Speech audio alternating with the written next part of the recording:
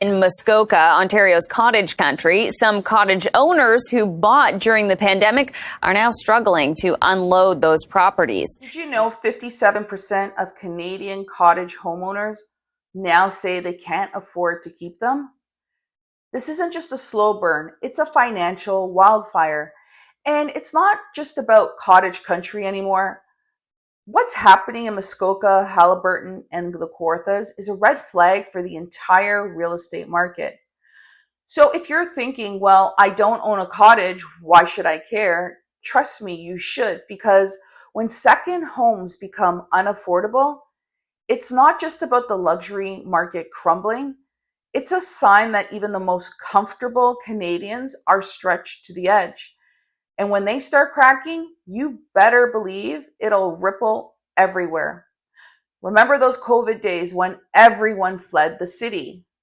Cottages were selling in hours, sight unseen. People were bidding over 100,000 plus over their asking price for places with outhouses. The dream, escape the chaos, to work from the dock and finally have that peaceful slice of Canada we've all been sold since birth. But here's what we don't talk about. Most of those purchases weren't paid with cash.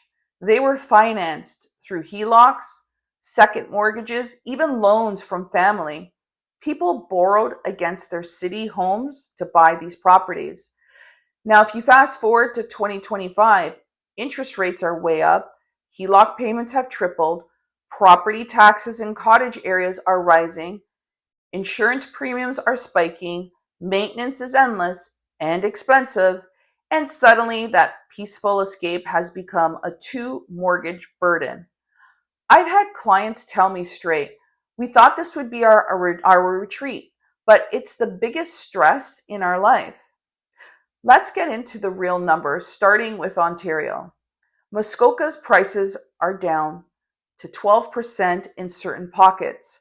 Listings are sitting 60 to 90 days. Haliburton, some owners are offering 5 to 10% price reductions with no bites. Kawartha Lakes, listings are up, demand is down, and short-term rentals are being banned in certain zones. Niagara-on-the-Lake, one of the hardest hit. CTV reports price declines up to 20% in the past year. Peterborough and its surrounding county, listings are sitting 17% longer than they did last year. And these aren't luxury declines. These are market red flags. And this part's key. Many of the properties were financed through the equity of city homes. And that means urban homeowners are stretched thin, paying for cottages they no longer use and can't afford to sell. A couple interviewed by CTV during COVID bought a 3-season cottage in Bracebridge. HELOC funded, no insulation, they plan to work remote from May to October. Now, they spend more time fixing leaks and managing black mold than enjoying it. They're behind now on their primary mortgage. Selling would mean a loss. Renting is banned in their zone. A retired teacher in Kawartha Lakes turned her cottage into a short-term rental in 2021. It worked until it didn't. Because by 2024, new bylaws hit: registration fees, rental caps, noise complaints from neighbors. After a particularly bad guest party, she pulled it from Airbnb. Now it sits empty, and now she's paying $1,300 a month in carrying costs. A family in Haliburton listed their cottage in the fall of 2023. No bites, winter came, no showings, spring hit, and nothing. They dropped their price by $75,000, still no offers. Now their city home is up for renewal and they're stretched. They told Global News, "We waited for the market to come back and it didn't." So let's zoom out. This isn't about Muskoka, it's about the Canadian psyche. We've been told for decades that home ownership is the path to wealth, that more property equals more success, that the cottage was the crown jewel of making it.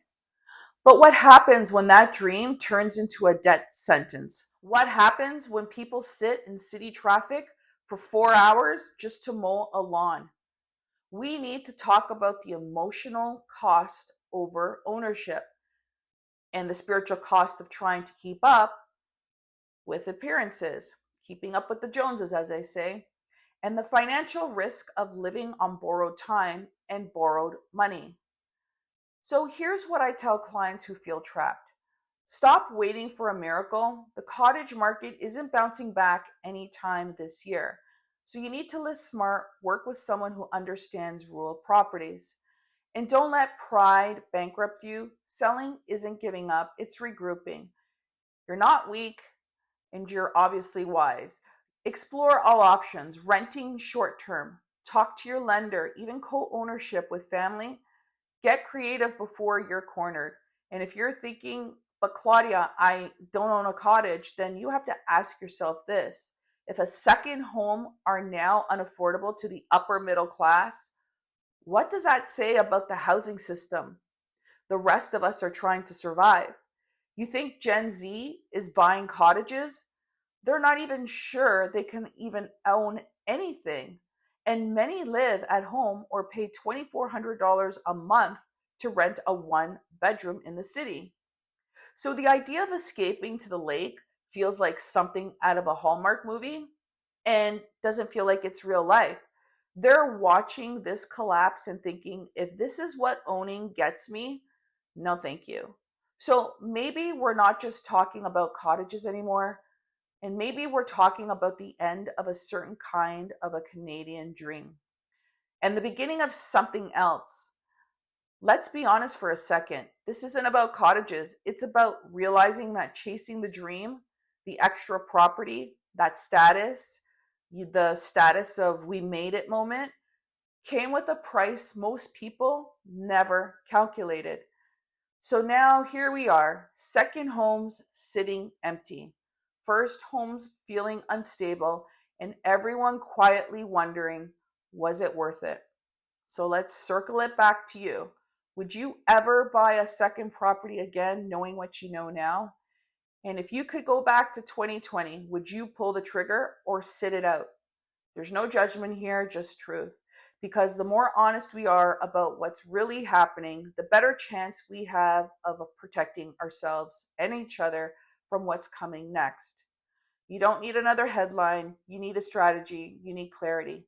And you need someone who's not afraid to say what others won't. Thanks for watching.